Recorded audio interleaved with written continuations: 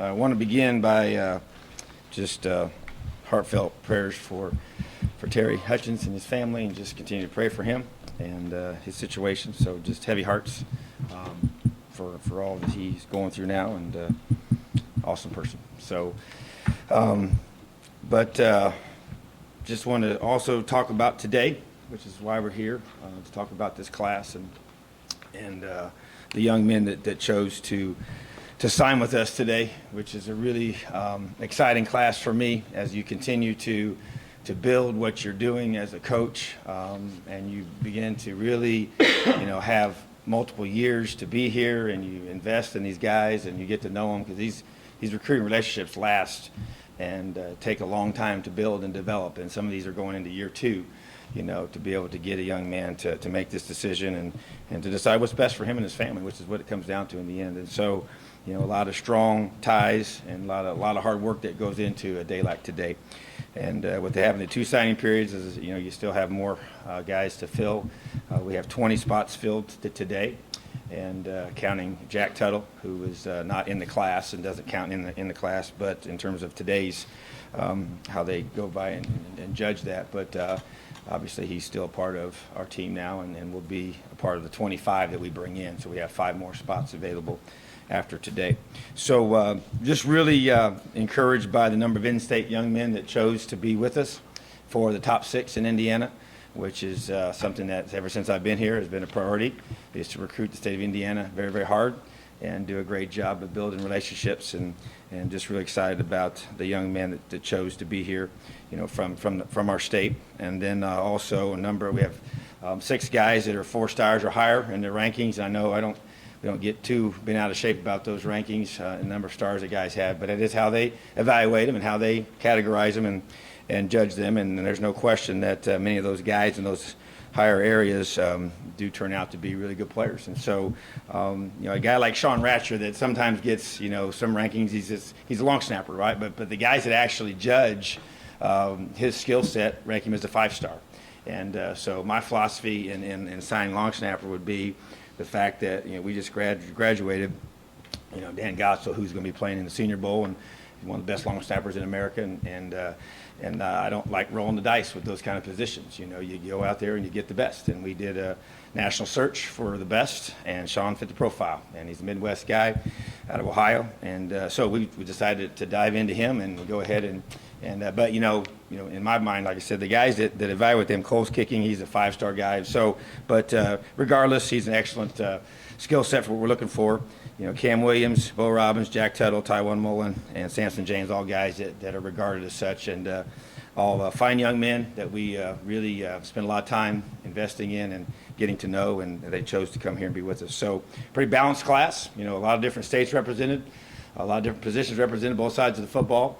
A few guys listed as athletes, the guys we don't know yet what side of the ball they might play on, or what position they may play. But I kind of use Stevie Sky as our test case for that, and to explain our thought process. And we took him last year as a potential running back or linebacker, and we all know what he did at running back. And so several guys in this class that kind of fall in that category. And so Deshaun Brown's one of those guys, and David Ellis is another one of those guys. Probably both going to end up on offense, I would assume. But very versatile players that play multiple positions, both sides of the football, special teams, get the ball in their hands, make plays. Even up front, a guy like Antoine Whitner is a guy that we've signed really as a big athlete. He can play both sides of the football. He can play inside, he can play outside. Big 6'5" guy that's 300-plus pounds, but lean and very, athletic for his size. And you just can't get enough of those kind of guys, So that's kind of how I view some of those positions, and just really want to make sure we do a great job of, identifying those kind of athletes that fit that profile and allow us to be very, very successful, running the football on offense, creating explosive plays on offense, running to the football on defense, creating takeaways on defense, and in the special teams game of being really, really at a high level at our specialists, which is, to me, as I've said all along, if you want to have great special teams, you have to have high-quality specialists. So that's what we've addressed with this class. So very, very deep class. Like I said, we got 20 at this point. We'll add some more in the future. And you guys can continue to ask questions here, I know, as you will. Before I get to the questions, we do have several guys that will be mid-year, and that means they'll be joining with us here in January. Matthew Bedford, big offensive tackle, big get for us out of Memphis, Tennessee. Juan Harris will be returning to our program. And Sampson James, Michael Kadick out of Pennsylvania, and Larry Tracy here out of Indianapolis, Decatur Central High School, will be a mid-year enrollee. And then Jack Tuttle is also going to be mid-year. So that's 6 total guys that will be joining us here in January, be a part of our team right away, which is really, really a big deal because they'll be with our strength staff, which I feel is the best in America. And those guys under Dave Ballew's leadership will do a great job of really preparing their bodies and their minds for a Big Ten season here in a few months. So that's the class that we have today. Really, really excited about the young men that have chosen us. And now the real work has begun because once you come here, you have to start from the beginning and prove that you have the skill set and the mental and physical toughness to be a Big Ten football player. So, questions?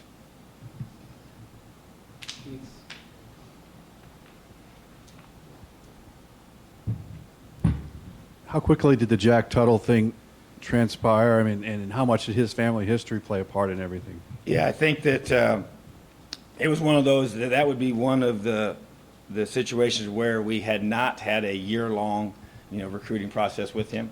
I would say that immediately, though, the fact that he was born here in Indiana, the fact that his father played here at Indiana, the fact that his mother went to Indiana State, they have family in Indiana, was a big draw for them, and then also for us. I always try and find if a guy's from that far away, what would cause him to want to be here, and I think that was, I think part of the equation for sure. I think another big part of it was once he got here and got around our guys, I think he just really felt fairly comfortable here, and just this was kind of the environment he was looking for, in terms of the culture we have here, the way we treat our players, and the way that they, as parents, knew their son was going to be received here, and to be able to have him come. So, yeah, that was probably one that wasn't as long-term of a recruiting process, but really excited about him and the skill that he brings, and a chance to come here and really give us depth in a room that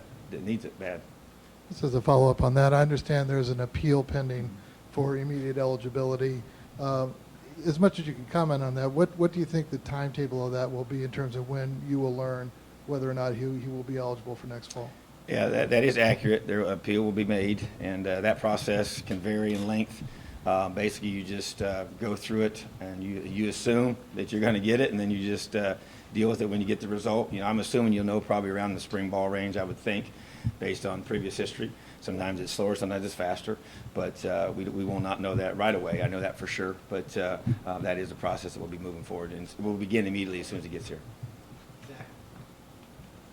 I guess mentioning the in-state connection, and in particular Indianapolis, just how pleased are you to be able to pick up a number of guys, and I know rankings probably aren't everything, but that do land at or near the top of kind of those state rankings lists?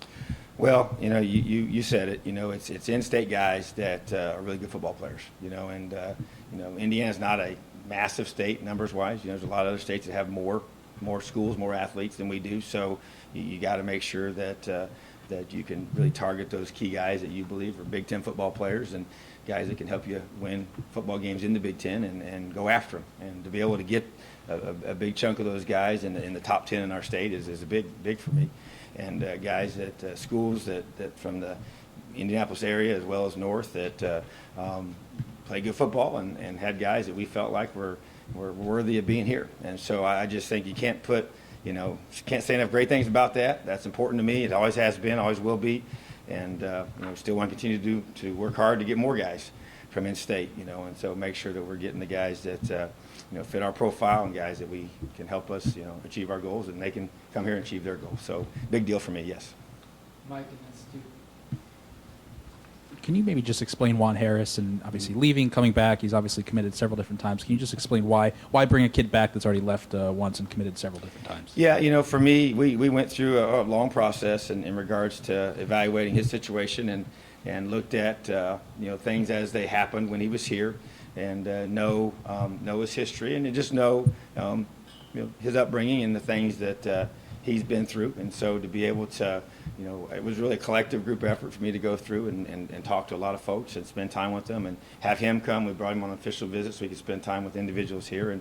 And sometimes, when you have a chance to go to the environment that he went to when he left here is it was a wake-up call, in a lot of ways, and to realize what you have. And then when you choose to, go somewhere else and you don't have those things anymore, and you realize, how blessed you really were and how the opportunities you had. And so I think it's called growing up, and so, but at the same time, he's got to, be able to, as we've given him a second chance here, and he and I have spent a lot of time together talking about that, and we're going to do everything we can to be able to give him the resources to be successful. And I feel like that he has a skill set, has some things that can help this program, and I believe that we have some things that we can do here to help him.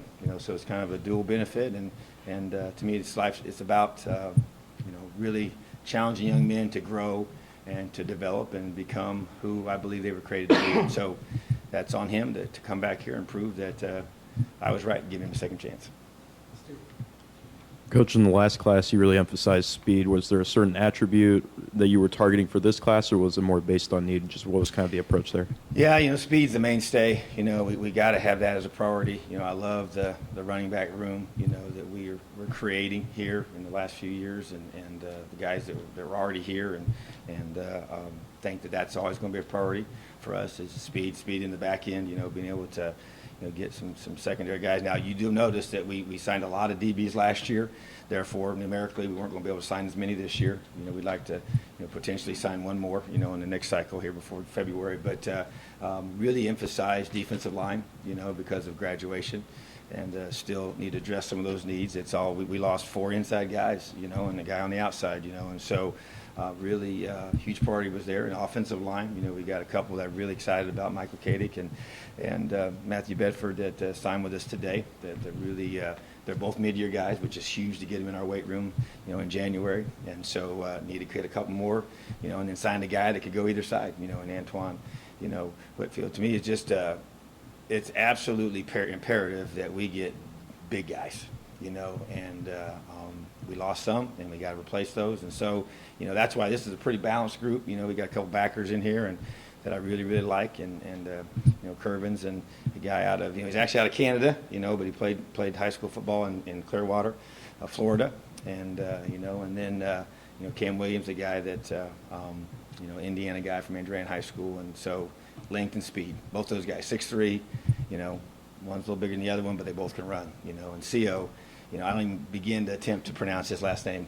Good luck on that one there. So you guys get to have some fun with that. I just call him CO. That's safe. But CO is a guy that's actually from the American Samoan, and he's from Australia, but he goes to school in Clearwater, Florida.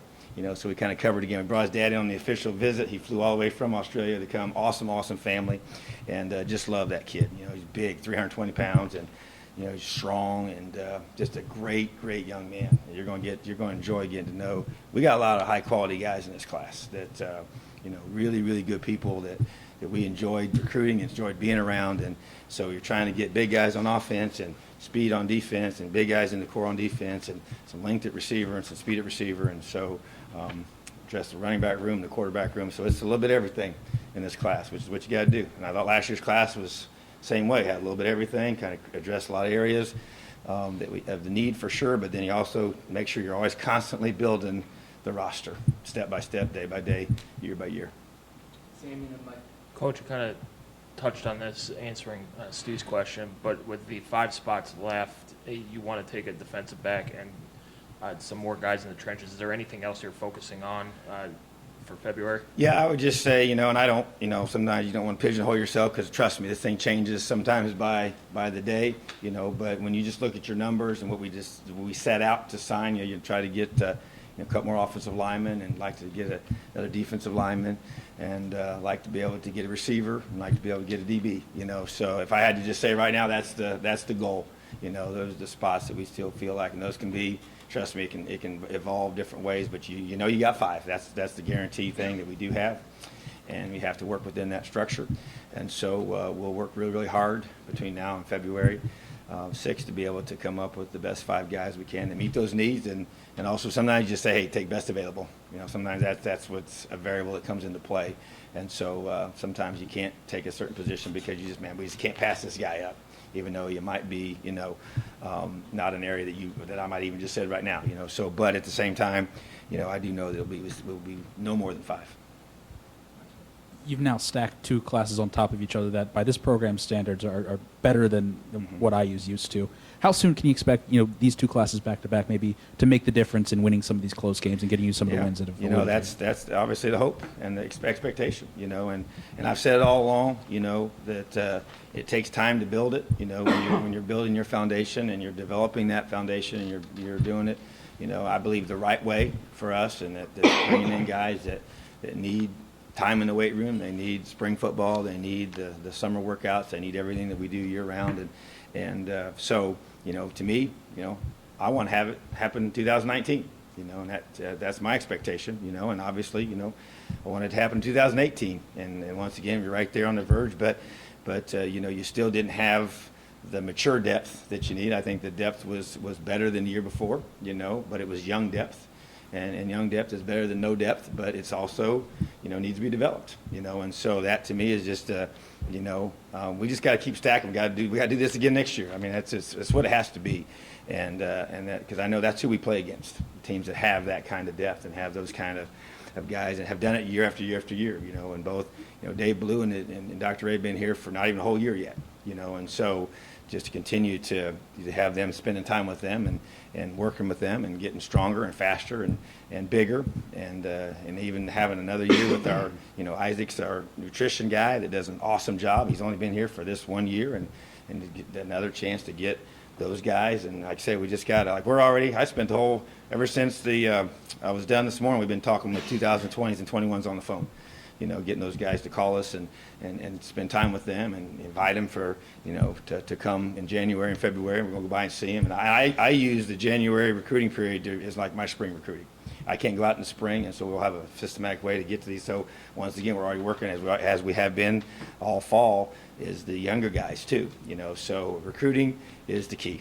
And then you get them here, you got to develop them, and so, but that's what I really, am passionate about, because I know that we're smarter coaches when we got better players.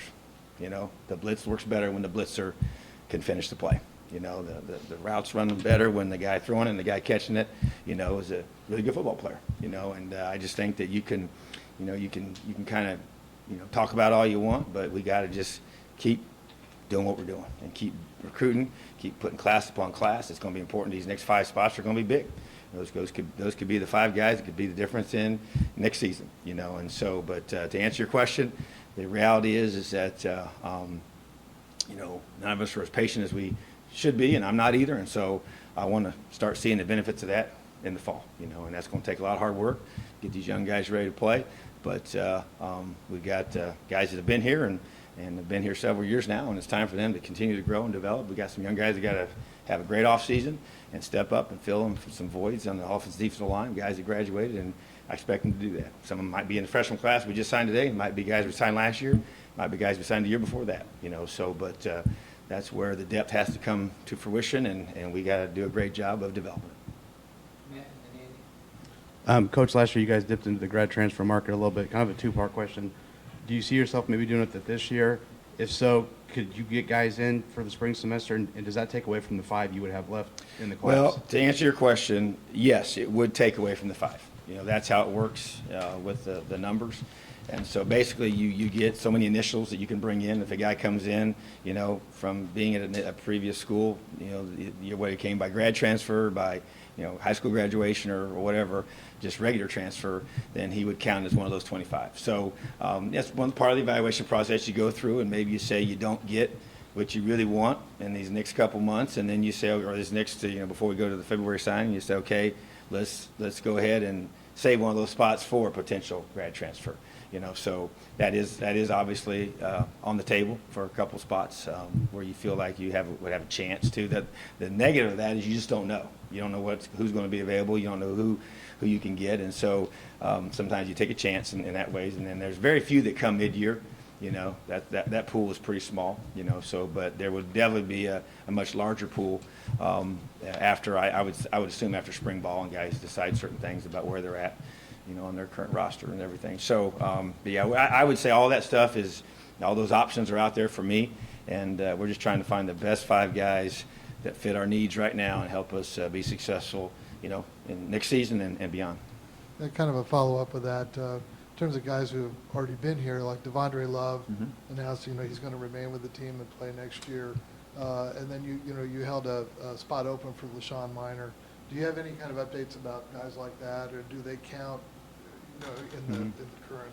Well, I do. Now, the one thing, as you mentioned with Devondre, he and I had some good heart-to-hearts lately, and that's just something that's between he and I, but I'm excited that he's going to be spending his fifth year here with us, and I think that's a thing that, and I want to see him, as I challenged him in our meeting, there's some things that I want to see him do to be able to finish strong here in his final season. So he will be rejoining us, and LaShawn Minor is still a guy that we're working with his health situation, and so just don't know yet where he stands, and so continuing to work with that, but that remains to be seen if he'll be able to return with us. The hope is that he will for sure, but don't know yet. Also, to add to that, Craig Nelson has decided to transfer, and he'll be playing elsewhere, and I wish him nothing but the best. He's come here and done a great job for us and did everything we asked him to do, and so he'll be having an opportunity to go and play. He'll be transferred here this semester. And then T.D. Roof's a young man that has had a series of injuries, and he's just chosen to really, walk away from football, and so was going to have surgery in this off season, and just kind of weary of all that. And he and I had a really good talk with his family, and wish him nothing but the best, and appreciate what he did here, but he's just he's not going to play anywhere else, but he's just going to no longer be with us, so but that's at this point right now, that's the only change that I know of, and everybody else will be with us here and working hard to do something special here real soon. Sorry if you forgive a bit of a longer, bigger picture question, but piggybacking a little bit off of Mike, you've opened the south end zone, the locker room renovation is happening, obviously recruiting and on-field development is always going to be a part of it, but what else would you like to kind of see this program maybe take the next step forward in off the field as you do bring in more of these classes that maybe you feel like with guys that fit what you're trying to do, and then obviously from a rankings perspective seem to be kind of a step up from what Indiana's done in the recent past? Yeah, I think it all fits together. I think there's all, when you look at, when you have a vision for this place, what I see is being able to, and I met with Fred Glass about these things, and he and I are on the same page with it, is to be able to, as the south end zone is completed, and now everything kind of, shifts a little bit that way towards the entrance of the stadium, and a lot of the athletes that come here to have, all the resources that we have now for everyone, which is awesome. But to really make this, the north end zone side, to really be the football entrance, and just that to be the, just to really do a great job of making that feel special, making that feel like this is, the football facility at Indiana University. And that to me is a big deal. And we've talked that through, and we're all on the same page. And I just see that coming, when we're about to get the new locker room finished, and that'll be done by the fall, and the new players lounge, which we've never had a players lounge here like that before, which is really what we really need. And the new training room will be football only there underneath the stands, and just all the stuff that will come along with it. And it's just the way that looks and the way it feels, and the way that you just, when you come into that area, this is, it's very clearly defined as the football facility. And I think that's important, and that's kind of the vision forward, moving forward, to be able to get those things done here. And when guys come on campus, they see that, they feel that. And I think that's important, and everyone needs to understand that football is a priority. It's obviously a priority to me, and that's what I feel in my heart, that the direction that we're going, and that helps with recruiting, and there's no question. Players got to make plays, coaches got to coach, but to attract guys here, the south end zone is huge, the new locker room is huge, and even this room right here, what we did to renovation here it's a completely different feel when you walk in here from what it was in the past. And so that is all part of it. And then I just think from there you just grow into doing things that make it feel like that this place is special, and football is really, really important. And that to me is what we're doing, and obviously, we got to get it done on the field, and that to me is the next step for us. That's beyond all other stuff. It's about getting it done on the field and winning these close games and finishing them out, and being able to feel good about all the hard work that we put in, because we work our tails off, and that's not going to stop. Mike and then Matt.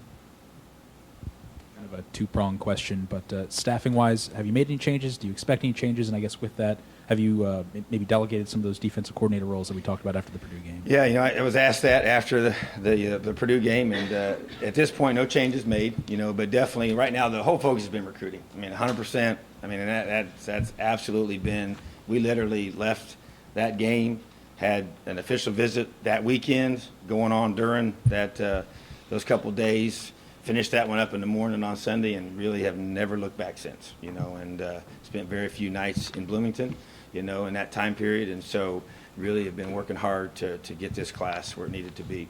And so basically now once we kind of get into, this phase here, I would say to be able to address and some of those issues and things that I, had answered before, and so that would be more of my attention at this time. So, but haven't made any changes or anything, anything with the defense at all. But how I haven't changed what I felt about that. Coach, I know you fight off a lot of guys, a lot of teams with your commits. I was asked today on radio about who was the biggest get, and I said Matthew Bedford because of who you guys had to fight off at the end to keep a guy that's really been hard for in a school like Indiana to get a long, athletic SEC-type lineman. Mm-hmm. How big was it to hold on to him when you had those schools coming after him? I would have to agree with you. He was probably the most challenging get in regards to who we. As of this morning, to be able to fight to the bitter end, and that's from the world I came from, and I know how that is there, and he's in SEC country and lives there, and he's long and athletic and has a lot of upside to him, and therefore there were two particular programs that went after him extremely hard, and we were both side by side. You got a lot of crazy recruiting stories and all, but it just kind of reminded me back to when I was back down there and another school, and you show up at an event and the other staffs are right there, and you're just you're not doing this, but you're doing this. You really are, because you're fighting for position and time and all the little things you're trying to do, and yet be professional and first class and all that. So, but it was a battle. There's no doubt. And Bill Inge did a phenomenal job with the family, and Coach Hiller did a great job with the family as well. But with the young man of just really, because sometimes what happens is, and I think this is one of our strengths. I just think, because people always ask me, how do you get some of these guys? And I said, you know what? I said, we just be who we are. We be real. And everybody wants to kind of badmouth people and say negative things about this or that, and we just talk about how we're going to help develop your son, as a man, as a student athlete, and as a football player. And that's all we focus on. I don't say anything. I don't even say anything. I don't want to say things negative, and that's not everybody's approach, and so, but when you just develop relationships and they know that you're going to love their son more as a person than as a player, it resonates. And you can just say that, but they know, and they learn, this particular family, that isn't just talk. That is real. And so, because they have people that they know that are here now, that have lived it on our team, and that everything that we said to them is true. And we're going to just be very upfront and honest with them, and be genuine and real, and just show them what it's like to be here. Nobody's perfect, no place is, but you find people that they care about the things that you care about. And when that links together, you got a family that wants those things for their son. And we got a world-class education that the young man's going to get in Indiana. And that's one of our strengths, and it definitely resonates, and the way they're going to be treated here, and the kind of culture we've created here. And LEO is not just a little phrase on the wall. It's genuinely heartfelt that we're going to help teach you and surround you with individuals that are going to care more about the guys around them than themselves. And that sounds all great, but sometimes it's just talk. And it's not true. Everybody talks about having a family atmosphere, and I get it's hard to build that. It's tough when you're trying to go through, and we got a situation here. We got some young guys that are playing in front of older guys, and it's tough on the older guys, But as I tell them, best players are going to play. We played 14 true freshmen this year, and if there's more freshmen that are ready to play next year, then they're going to play too. But hopefully we get to the point where all older guys they're developed and they're talented, and they they make it hard for those freshmen to come in and play. But you know what? You're going to have that opportunity. And so, but we're going to tell them that that's just the way it's going to be. And sometimes there's growing pains with that for where we want to be. But I think getting a guy like that was probably, it was head to head, toe to toe, going against some top teams and down that part of the country, in a different conference that, we in the past, we probably haven't won many of those battles, and so, but relationships were strong. And at the end of the day, they won out. And we have a product here that family wanted. And so therefore, and sometimes if another family doesn't want that or that's not important, there may be a different result. But it takes a lot of effort. It takes a whole lot of time, a lot of investment, and it's already started with Kids for the Future. And that's one reason why we've recruited the way we have. And so, but we've got to continue, and we've got to keep getting, doing a better and better job and finding ways to improve. And this is probably the best we've done in regards to our recruiting and the organization of the signing day and the way it's presented, the way it looks, and all the signage that we have, and the staff we've added, and all the graphics and all the things that we do, with social media. Those are all part of this, and it wasn't that way when I first got here. And so we've changed a lot of that stuff, and that stuff matters. And so I just think that it takes a whole lot of people, and it's investment from our athletic administration to invest in those positions and adding people and adding recruiting personnel and just doing the things that we have to do. So those are things, because I've been from that arena where recruiting was just so much a priority, and it was such the thing that we spent so much time in. I've tried to hire individuals that have seen it. They know what that looks like, and that makes a difference, I think, in the way that you go after a player and how you relate to them and get them connected with us and maximize social media to be able to. That's where the kids live. On that means. And so I think all those things are part of it, and that helps us attract guys. And when those tough battles come the night before signing day and the morning of signing day, that you can withstand the test that's going to come there, and they stay strong and they decide to sign with the Hoosiers. Jim, and then Andy. Coach, from an offensive philosophy, you've shown a preference for quarterbacks that are more dual threat. Mm-hmm. With the signing of Tuttle, is that any kind of a change in that philosophy, or do you see him more as an added option, an added threat to your offense? Well, here's what I would say. What I've consistently said is that I want a quarterback that's a passer first and that can beat you with his legs. And I believe from looking and studying what Jack can do that he's a very accurate passer, very good passer in his ability to make all the throws, but he's a guy that can beat you with his legs. And to me, it's the escapability, pure and simple. And if a guy has the ability to do some more design quarterback runs, then those become a little bit more, but they can never be too heavy because that creates sometimes extra hits that you don't want that guy to take. So you want to balance that out. And obviously he'll do more of that or less of that based on his skill set. But the escapability part, and once he drops back, when he has the ability to beat you with his legs, once he drops back, that's a game changer. And that's what this guy can do. And that's what all the quarterbacks on our roster right now can do. And that to me will be a constant. And so I just think you have to, sometimes the guy's going to be maybe a little bit more of a runner, but the passing part has got to be consistent, and that's what we're trying to get to, and really excited about the addition of him to our team and what he brings. And competition makes everybody better. Period. Andy and Zach. You talk about building relationships as being a strength and genuineness being a strength. Should that not only just be enhanced? You've been head coach for 2 years. Mm-hmm. Now you're going to be, you're getting to know kids as freshmen or sophomores. You have more time. When you first got in here, it was kids that you hadn't had a lot of time to get to know. Mm-hmm. So how much do you feel like your strengths will even be enhanced having now more years in place, more years to build relationships? I think it's a huge plus, because you sit down with a young man now, that we've recruited, and I was involved in that recruiting as the head coach. I know his family. I sat in his living room. I know grandma, and aunts, and uncles, and his siblings, and before, I've never even met them.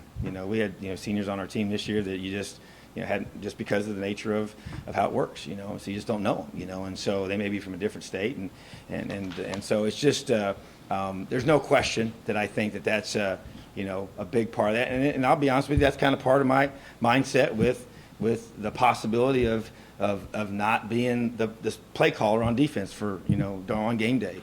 Even though I'll always stay very involved with defense, that's never going to change. But the ability to have the time to be able to be with our players and meet with our players and invest more in our players, I think it's important, because once again, it's not, I never understood as a high school coach, and I definitely don't understand it today, when a guy says, or a coach ever says, that we have to, de-recruit a guy once we get him on campus. Now, I've heard that a bunch of times.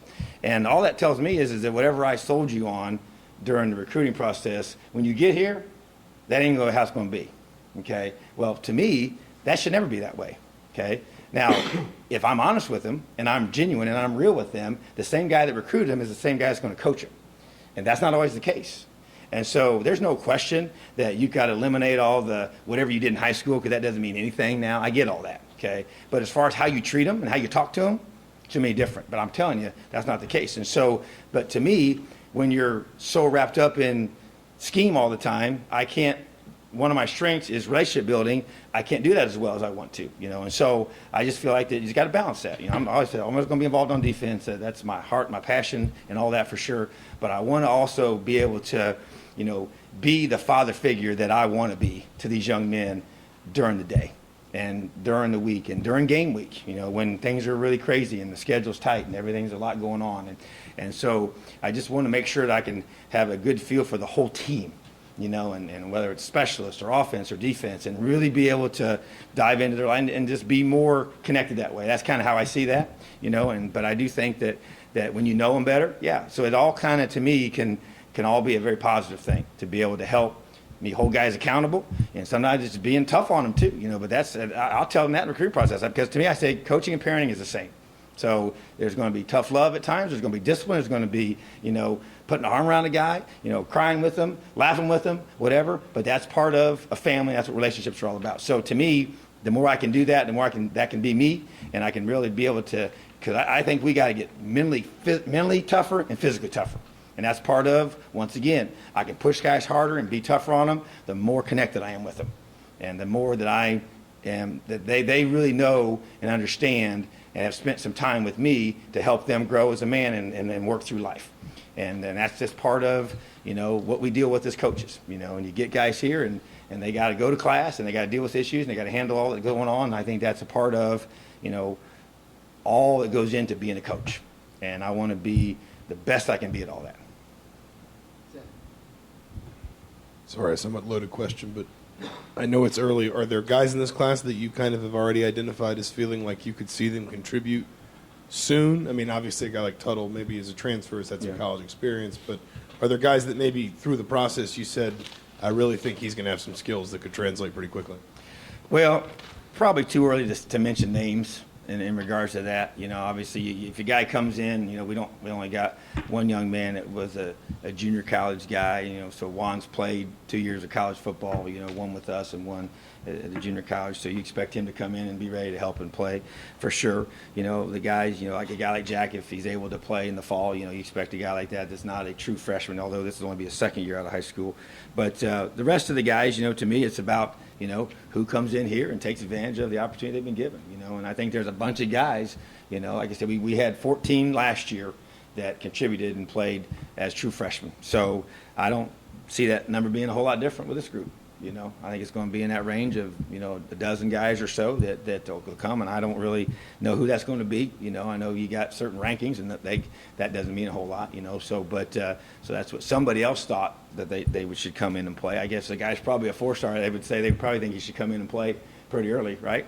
But once again, as I said, I don't rank those things, but at the same time, I understand why they do. They're good players, so we'll see.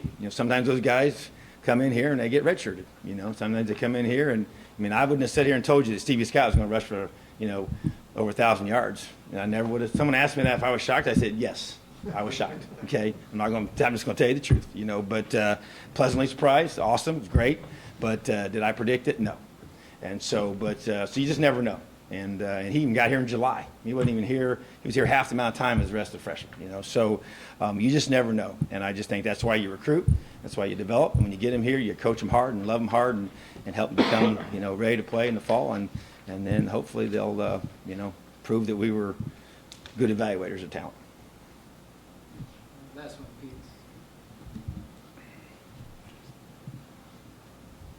Sampson James is one of the highest-ranked recruits Indiana's ever landed. Just speak to what that means, what kind of player he is, and how might he complement Stevie Scott and the other young backs you got.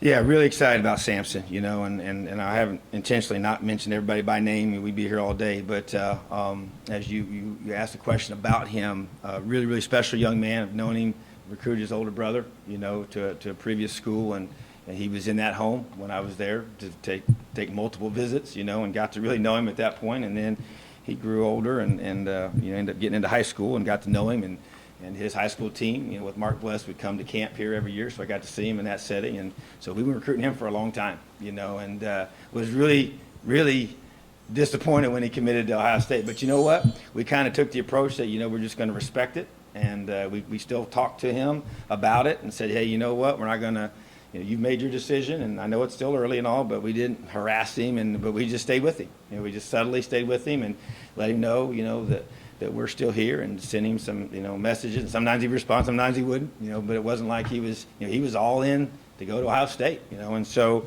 but at the same time, we just stayed the course. And so bottom line was I felt like I knew the kid. You know, I knew his upbringing at home. I knew his situation. I knew about his toughness. I knew about his work ethic in the weight room. I knew the kind of character that he had, and knew he was a really good football player. You know, and to me, to be able to have a guy like him of his caliber, you know, to come here, you know, and he really was hindered by an early season injury that really kind of was never totally, you know, fixed, and he just kind of struggled throughout the whole season to get over and to get healthy and everything. So really probably didn't show what I know he's totally going to show when he gets here. But just you can't have enough running backs. I mean, you know, you got to come in here and you know, you've got to be able to have depth. And we've added depth, and those guys are going to compete.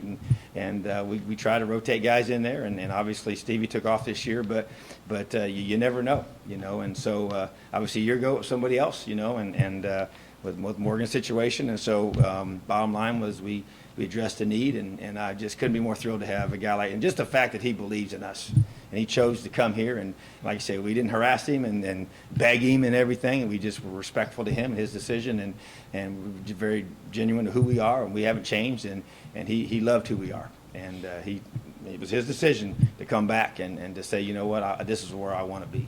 This is where I want to call home, and this is where I want to play. And I can achieve all my goals at Indiana, and which is the things we told him all along. And once it came to the realization that that's what he believed too, then this is where he called home. And so just think that getting an in-state guy to come to Indiana of his caliber is a big deal. And hats off to Mike Hart. And you know, Dave Ballou played a big role. You know, he used to be at Avon High School as their strength coach there, and in years past, that's actually where he and I met. And so just a lot of things went into it, not just one. And so, but keeping our best players home is a big priority, and that's going to stay a priority in this very next class. And that's already had those conversations today with several key guys from our state that are 2020s and 21. So, you know, really excited about Sampson coming here. He's going to be a mid-year guy, so he'll be here with us in January and be starting to work. Great. Thank you so much. Have a great day, Elio.